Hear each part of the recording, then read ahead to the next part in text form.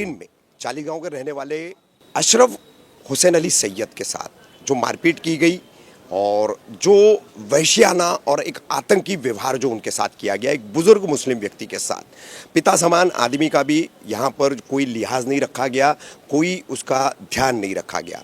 तो इस मामले में जैसे हमने आपको बताया जीआरपी पुलिस स्टेशन थाने में हम बैठे हुए हैं, यहाँ पर तमाम लोग आए हुए हैं। हमारे साथ में यहाँ पर नंदुरबार के पूर्व नगर सेवक हैं आरिफ शेख साहब और जलगांव के एमआईएम के पदाधिकारी हैं रैयान जागीरदार साहब और जमीयत के वहाँ के एक जिम्मेदार हैं नंदुरबार के नाजिम काजी साहब। तो सबसे पहले हम आरिफ भाई से आरिफ भाई मुख्तसर से हमें बताइए कि किस तरह से कार्रवाई अब यहाँ पर हो रही है। रेलवे के डीसीपी यहाँ पर आए हुए हैं, थाने जीआरपी के सीनियर यहाँ मौजूद है, आप लोगों की क्या बातचीत हुई है, क्या कानूनी कार्रवाई की जा रही है? अभी मेरी डीसीपी साहब से बात हुई, मुझे डीसीपी साहब ने अंदर बुलाया था और वो बता रहे थे कि जो जिस तरीके से जो हम लोग ने कंप्लेन देने के लिए कहा है, एक पहली बात तो ये है कि इतने बुजुर्ग आदमी 70 साल के और उनके ऊपर उनके जो पोतरे की उम्र के जो बच्चे हैं वो मारपीट कर रहे, ये मुस्लिम समाज नहीं बल्कि कोई भी समाज एक्सेप्ट नहीं करेगा। तुम्हारे दादा की उम्र के लोगों को इंसान को तुम मार रहे और बाकायदा हाथ छोड़ रहे उनके ऊपर, तो तुम्हारे संस्कार क्या है? और उसके बाद पुलिस भर्ती में जाने वाले लोग, तो ये देश कहाँ जा रहा? हमारा सवाल तो ये है पहले।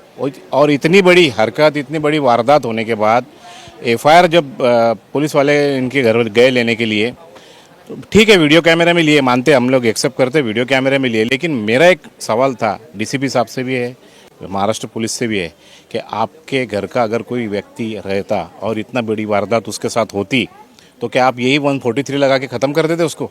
अच्छा, सेक्शन 143 लगा। हाँ, तो जो के पूरे महाराष्ट्र में ये चीज़ किसी को एक्सेप्टेबल नहीं है। ये जो हरकत ये लोग ने की है तो पूरे भारत, पूरे हिंदुस्तान में फैल गया। हिंदुस्तान में ये कोई एक्सेप्ट ही नहीं कर रहा है कि भाई ये गलत हरकत है, होने नहीं चाहिए। इतने बुजुर्ग आदमी के ऊपर ऐसे हाथ उठाने नहीं चाहिए। और वो जो लोगों ने ये वहशाना ऐसी हरकत की, जिन गांडुओं ने, जिन हिजड़ों ने ये इतने बुजुर्ग इंसान के ऊपर हाथ उठाया, उनके ऊपर इतने सादी कलम लगाएंगे तो वो तो कुछ भी नहीं होगा। आएंगे वो कल आकर और हिम्मत बढ़ेगी, कल को और कुछ करेंगे, कल उनकी बेल हो जाएंगे जेएमएफसी के कल में सब। तो हम उससे बहुत नाराज़ है और मैंने खुद ने मिलकर डीसीपी साहब को ये सब बताया भी है कि डीसीपी साहब ने बोले कि भाई ठीक है, आप वकील के मार्फत जो आपको देना है दो, मैं उसको इसमें अमेंडमेंट करने की कोशिश करता हूँ। मतलब पुरौनी जवाब वगैरह लेकर के, सप्लीमेंट्री स्टेटमेंट लेकर के उसको ऐड करेंगे। उसके लिए हम लोग रुके हुए हैं, वकील साहब लिख के। रैयान भाई क्या कहना चाहेंगे इसमें? मेरा एक सवाल आपसे ये रहेगा कि जो मारपीट करने वाले लड़के थे सब, उनमें एक आशु अव्हाड़ करके एक तस्वीर सामने आई है, क्या जानकारी है? वो किसी आरपीएफ जो वहाँ के पुलिस फोर्स का लड़का है। अच्छा। अब सवाल ये आता है कि हमारे महाराष्ट्र में सबसे पहला मॉब लिंचिंग का केस आसिफ शेख के साथ हुआ था पूना में, जो किसी और घटना की, उसके बाद में मोहसिन शेख तो लगभग 50 से ज़्यादा मॉब लिंचिंग की घटनाओं में जाने जा चुकी है। अब हमारी डिमांड ये है कि हाजी साहब की जान बच गई, तो शायद जीआरपी को ये बुरा लग रहा है कि वो बच गए, इसके लिए नॉमिनल कलम लगाए जा रहे हैं। अगर वो मर जाते तो शायद जब 302 लगाते थे। तो ये चीज़ गलत है। अभी जो तरीके से मारा गया है बेरहमी से, आप वीडियो में देख सकते हैं उनकी कंडीशन, और जो उनके साथ में हरकतें की गई, पैसे छीनने की कोशिश की गई, तो पुलिस ने वो 2 कलम ऐड नहीं किए। तो हमारी ये डिमांड है एमआईएम की तरफ से, और वारिस साहब से बात हुई, इम्तियाज़ साहब से भी हुई, और असद साहब ने बात की। तो मजलिस की हमारी डिमांड है कि 307 कलम और चोरी का जो डकैती का केस है वो इसमें ऐड होना चाहिए। और आरोपी इन्होंने 6 बताए हैं, जबकि 12 से 15 लोग हैं जो रिकॉर्डिंग में दिख रहे, तो वो लोगों का एडिशन होना चाहिए। और अगर पुलिस का ऐसा ही रवैया रहा तो मुझे लगता है कि जैसे कि आज हम हमारे यहाँ पे यूपी बिहार बनाने की साजिश ये शिंदे सरकार और फडणवीस सरकार कर रही है, तो इसका हम जाहिर तौर पर निषेध करते हैं। और हाजी साहब के साथ हम लोग बिल्कुल खड़े हुए हैं, और उनको जिस तरीके की सहायता लगेंगी इंशाल्लाह हम लोग करने के लिए तैयार हैं। नाजिम भाई, आप जमीयत के जिम्मेदार हैं नंदुरबार के, इतने बड़े मामले में आप इतनी दूर से थाने आए हैं, क्या लग रहा है पुलिस की कार्रवाई देख करके आपको? हमें ये उम्मीद थी कि पुलिस सख्त से सख्त इनके ऊपर कानूनी कार्रवाई करेंगी और सेशन ऐसे लगाएंगे जिनको कड़ी से कड़ी सज़ा मिले। लेकिन पुलिस ने जो चाचा का जो बयान लिया, उनके घर पर जाके वो बयान देने की स्थिति में नहीं थे, लेकिन उनका बयान लिया गया। और हम चाहते कि जो उन्होंने बयान दिया है उसको हम जो सप्लीमेंट लगाने वाले उसमें इम्प्रूव करें, और उसको बढ़ाए और आरोपियों को कड़ी से कड़ी सज़ा मिले। पुलिस अपना काम कर रही है, बेहतरी से कर रही है, 3 आरोपियों को भी उठाया है, लेकिन हम चाहते हैं कि अच्छा, 3 आरोपियों को उठाया है। जी 3 आरोपियों को उठाया है उसमें से, बाकी को और उसके छानबीन चालू है इनकी। पुलिस डीसीपी साहब से बात हुई तो उन्होंने यही कहा है। हमारे साथ सरफराज शेख साहब भी है, मुहरा एसडीपीआई के। इस मामले में वो यहाँ मदद करने के लिए पहुँचे हैं, जो उनसे हो सकता है वो मदद वो करेंगे। लेकिन पूरे मामले पर उनकी क्या नज़र है और क्या सोच है, क्या कहेंगे सरफराज भाई? देखिए, पहली बात तो जो ये इंसिडेंट हुआ है ये बहुत गलत है, ऐसा होना भी नहीं चाहिए था। कि सामने वाला की मानसिकता हमको मालूम पड़ गई है कि इनके दिल में कुछ रहम नहीं है। एक बुजुर्ग आदमी जो अपने दादा की उम्र के हैं, उनको कैसा मारा जा रहा है, कैसा पीटा जा रहा है। और इनकी टिकट जो ये चढ़े थे वहाँ दुलिया से, कहीं से जलगांव से चढ़े थे, इनकी टिकट वहाँ कल्याण तक की थी। तो लेकिन इनको आप देखेंगे कल्याण पे 40 गाँव से, तो इनके देखेंगे आप कल्याण पे उतरने नहीं दिए इनको अगवा के तौर पे एक देखेंगे आधा घंटा जो ट्रेन का डिस्टेंस रहता है कल्याण से, हाँ, बंधक बनाया गया और वो आधे घंटे में इनके ऊपर खूब टॉर्चर किया गया।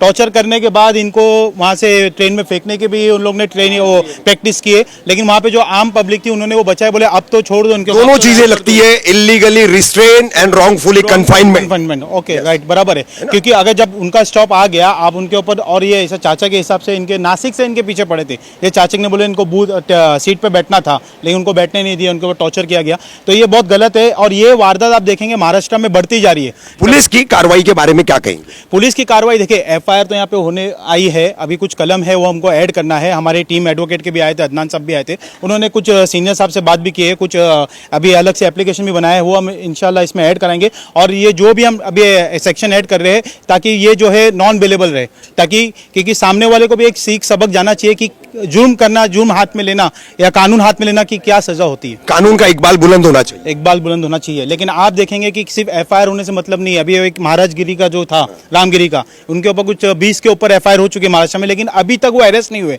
अरेस्ट होने की नई वजह इसके लिए क्योंकि यहाँ के खुद महाराष्ट्र के सीएम उनको सपोर्ट कर रहे हैं, बोले हम आपके साथ हैं। तो ये नहीं होना चाहिए। ट्रेन में पिटाई किए गए मुस्लिम बुजुर्ग अशरफ हुसैन अली सैयद मनियार, इनके लिए नंदुरबार जलगांव से आए हुए तमाम लोगों की बातचीत के अलावा हम इस मामले में रेलवे के जीआरपी के थाने के डीसीपी हैं मनोज पाटिल, क्या कार्रवाई की गई है, किस तरह से मामला दर्ज किया गया है, कितने आरोपी इसमें गिरफ्तार किए गए हैं, वो भी आपको बता रहे हैं। सर, 28 तारीख को 40 गांव से कल्याण आते हुए एक मुस्लिम बुजुर्ग व्यक्ति के साथ मारपीट हुई और एक युवकों की टोली ने जो मुंबई जा रही थी, बीफ होने के शक के चलते उनको उन्होंने मारा पीटा है, बहुत बेदर्दी से मारा है। इस संबंध में क्या अपराध दर्ज किया गया है और किस तरह की कार्रवाई की गई है? बेसिकली उनमें बैठने की जगह को लेकर इशू शुरू हुआ था और बाद में इसको हुआ था।